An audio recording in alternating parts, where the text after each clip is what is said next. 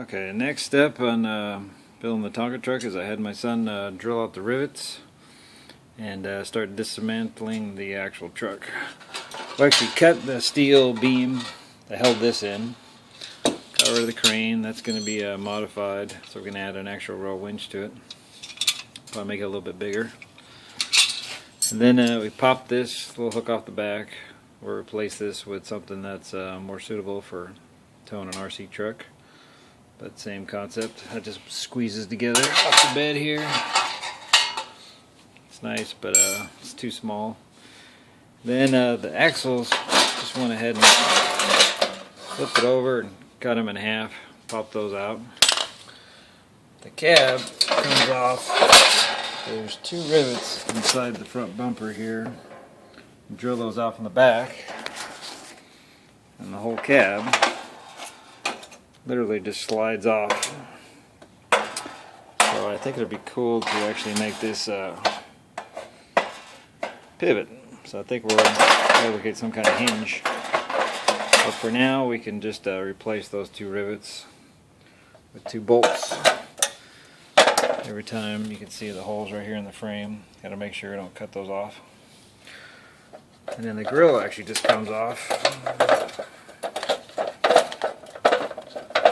Somehow. Hard to do one end. It just pops off. So that's pretty much it with the cab. Obviously I want to modify that seat to get the driver down lower. So we're done with that for now. Now the bed, same thing. There's actually two rivets in the bed. Drill them out from the bottom. And it just hinges up, kind of reverse dump truck. There's two tabs on the front here, go in those two slots. And as you can see here, I've already started mocking up. I'm using this little Axial, I think it's an AX10 or SCX or something I got years ago. I was running in the old hard body for a while before I upgraded to the Emax training, so it's pretty much brand new. Actually, this one may have never been even used, I'm not sure. So I'm thinking of putting this in here. I'm not going to use the factory mount, of course, too small. But I've already kind of notched the frame and the bed for clearance. But as I experiment with fitting, I think I'll put the motor to the front. Kind of lean it in here. If I put the cross member, the height, you can see it kind of, I needed a little clearance here. Put the motor off to the side. Get the axles to line up nicely. Then I started just kind of figuring out how I'm going to mount the suspension.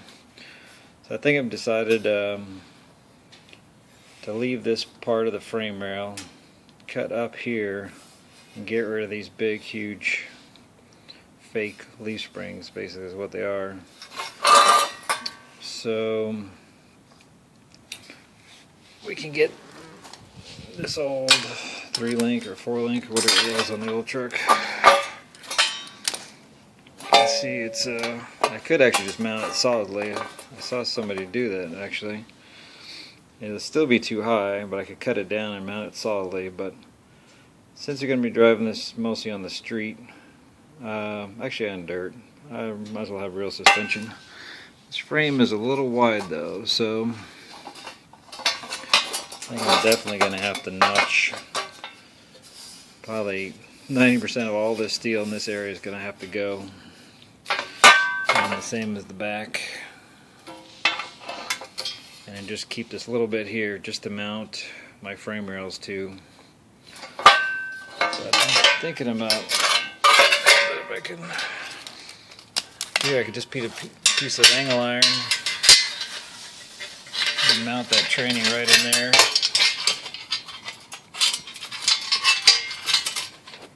Actually fits pretty nice, and just have the tranny pop up into the bed a little bit. So I may put a bigger spur gear on there, so I need to have clearance. I could drop this down a little bit. I could probably technically get this to fit, but it'd be hanging quite low. So son gave me okay to cut the hole in the bed, and we'll build a little box, hide the motor, and then we'll actually mount a winch on top of that box. That'll actually be the new crane winch, probably like a 3R Racing 8 scale or something like that, or maybe convert a servo, I'm not sure yet.